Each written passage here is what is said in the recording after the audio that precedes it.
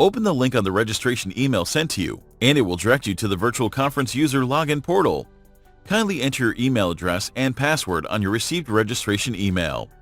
If you've forgotten your password, you may click on the Forgot Password button and receive an email to reset your password. If you've not registered yet, kindly click the button to register now. Once you've signed in, the window will direct you to the main lobby, and this will be your ideal starting point.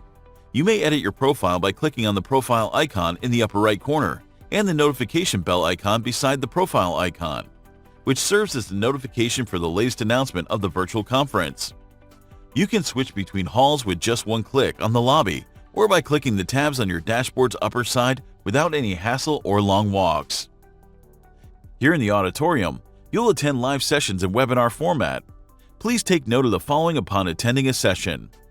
Click this maximize icon to view in full screen, and make sure to join audio by computer by clicking the headphones icon. You may click the Q&A type box by clicking the Q&A icon to ask questions related to the ongoing session, and the moderator will assist you.